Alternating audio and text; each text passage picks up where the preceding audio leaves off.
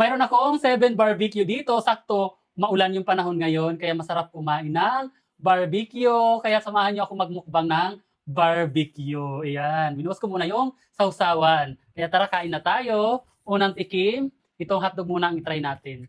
Siyempre, bago ako kumain, kayo muna ang aking aalokin o sa inyo, kagat. Harap.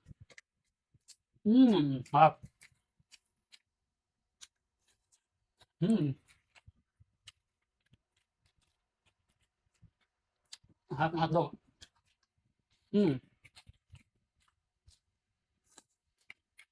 Pangalawa, isaw ng manok. Ayan, kagat muna kayo.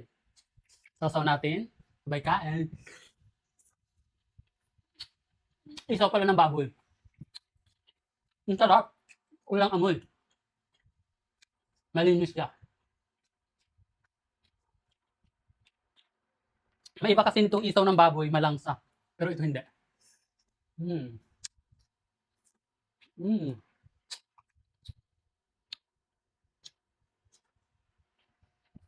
Bago muna tayo kumain ng pangatlo, inom muna ako ng aking juice na nakalagay sa pangmalakasan na baso. Ang flavor ng juice na aking iniinom is Nestea Apple. Ang sarap niya.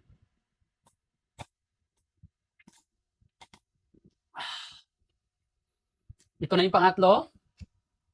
Anong tawag dito?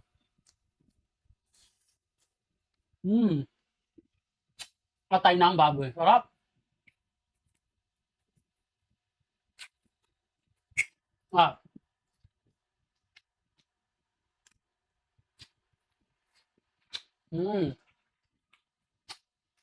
Sausaw natin, parang masarap lalo.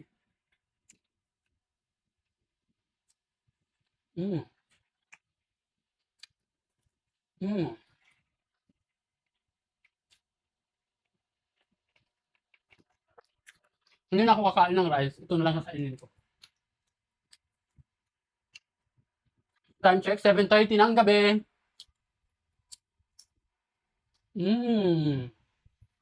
Pang-apat naman tayo, dugo ng manok.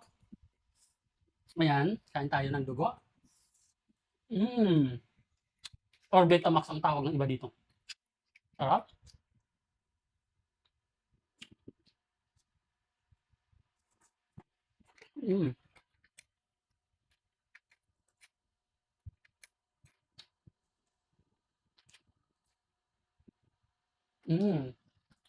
Paglima naman tayo, kaingan ng baboy.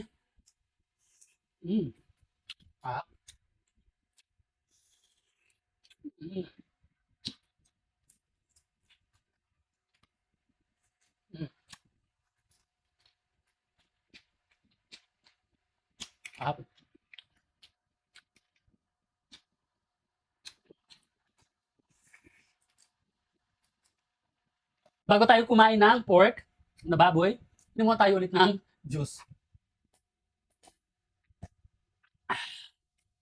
Ito na siya, pork. Pang 6. Sarap.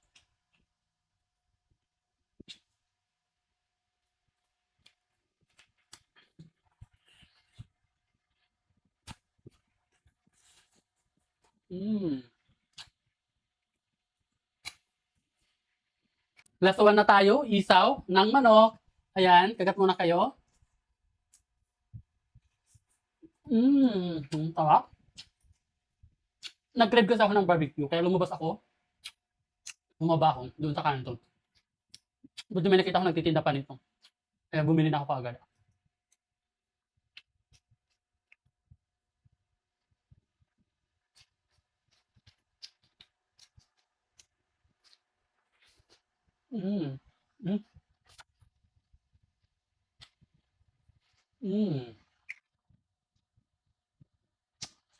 Ang sarap, grabe. Sarap kasi yung sausawan ng barbecue na pinagbibilhan ko. So ayan, ubos na, wala na siya. Inom muna ulit tayo ng juice. Kung mapapansin nyo, basa yung buhok ko kasi maulan talaga sa labas. Lahas. So yun lang, kaya kayo kumain na rin kayo ng barbecue.